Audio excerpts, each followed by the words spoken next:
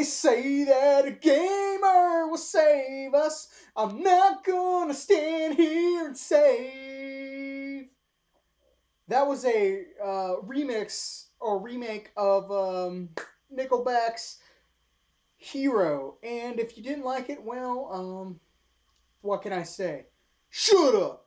Anyway, so the first time ever in video games history did such a great group of people meet up in the St. Louis area of Missouri. We had our first annual St. Louis Retro Gamer Group meetup, and it was so amazing, literally so amazing, we forgot to play video games. I'm not even shitting you. So, do you guys know what happens when you don't get the deals you want? You don't get the prices that you want on games, retro games that you want to buy and collect? You get a group of people, amazing people, not even all of them, who meet up and they swap and they trade and they swap and then they trade and then they pay low prices. Some of them get the bro prices. And that's what happens. The first ever St. Louis Retro Gamers meetup, it was amazing.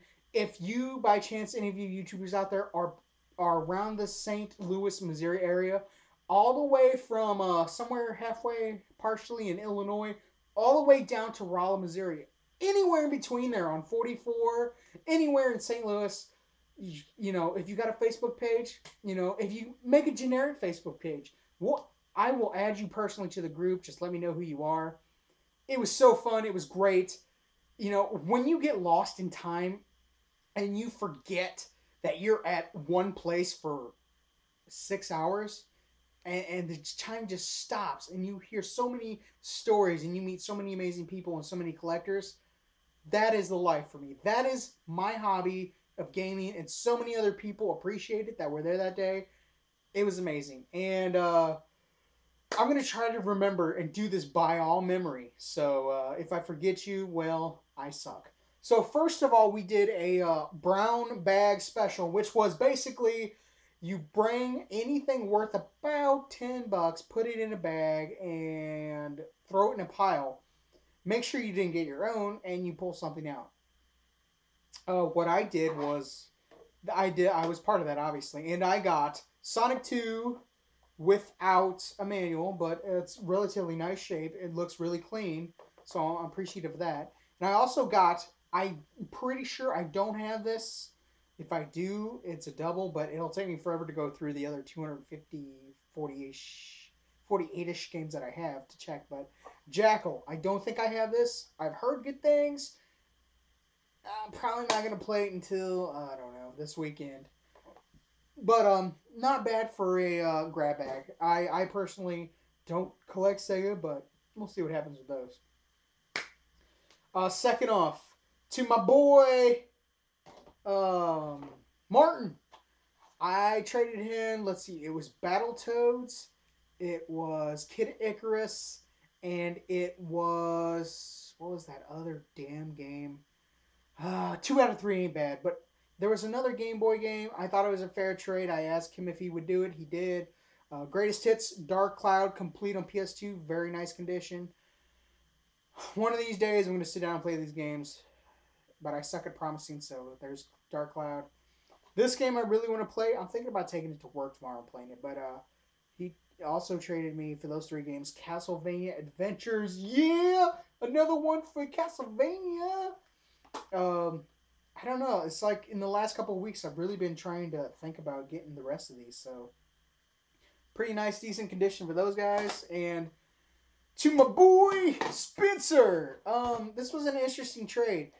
I don't have a Sega Saturn. I traded him disc only of, I think it was called Dragoon Panzer II Zwetti or something like that. It was disc only. I think it goes upwards of, correct me if I'm wrong, don't feel shy, you can do it if you want. Disc only, which I had, only goes upwards of about 24, 28 bucks-ish. He told me he felt guilty. I told him to check the disc, make sure. I don't know how all collectors are, so I said, please make sure check the disc. If you agree with the disc, you know, it did have scratches, but they weren't deep. And I said, You might have to spend a couple bucks to refurbish. I don't know. He said, you know what, I'm not worried about it. It looks like it'll play. That's all that matters to me. He was cool about it. I was cool about it. These are the three NES games that I gave him for that, or that I got from him. Skater Die 2, nice to add to the collection, nice label. Have not played this game. Shocking. Like 225 of the other games I own, I've never played. One of these days, I'm just going to have a marathon of games I've never played and just post them. Also, was very interesting. Hook on the NES. Again, another nice label. He keeps his games in great shape, so I appreciate that. And also, The Simpsons. Bart versus the Space Mutants. If I remember correctly, I am only missing one Simpsons game on the NES. If you want to call it a trilogy, I think it's Bart versus the World. I have Radioactive Man, and I have versus the Space Mutants, so yeah, that would make sense. Last but not least, my boy Bobby! Robbie! I think he goes by Bob, but so, anyways. Bob was a zombie, and it was great seeing him. He performs in a band, and he's apparently stayed out late, way too late. I yelled at him that night on Facebook. Well, I didn't yell at him. I was like, LOL, get some sleep, dude. But I traded him too, and I'm very, very grateful because this is a great 5-screw game to add to the collection, and I'm ever so closer to completing the Donkey Kong. Shit, I just ruined it. Anyways, I'm ever so closer to completing the Donkey Kong collection. I traded him Shinobi on the Game Gear with a branded Sega Game Gear plastic case, and what was the other thing I traded him? Oh, the original Mega Man on Game Boy. And for those two trades, he gave me this beautiful copy of Donkey Kong Jr. Black labeled 5-screw edition, no clips. You know, I really need to get a list of that no clips on NES list because I got a good chunk. I'm not gonna say like 50 or 75 of them. I think it's around 75, but I got a good chunk of them, and what can I say, man? It was great. It was great meeting those guys from the St. Louis Retro Gamers group. Represent! And it was great sharing stories, talking to them, trading.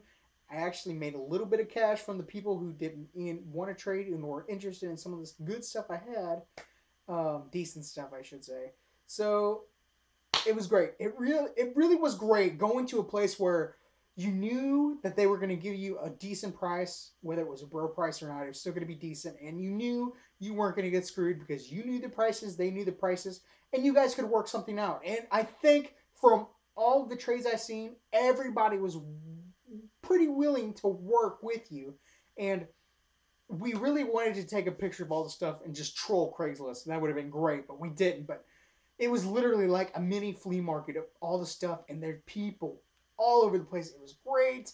I cannot wait for the next meetup. Thank you guys for watching, and of course, listening to the world famous 8-Bit Goomba storyteller here on YouTube, because it's only going to get better. I see great things from this group. I really do, and I cannot wait until the next meetup, and I could say that from the bottom of my heart. And until next time, guys, thank you very much for watching. I am out. I don't know what the fuck that was.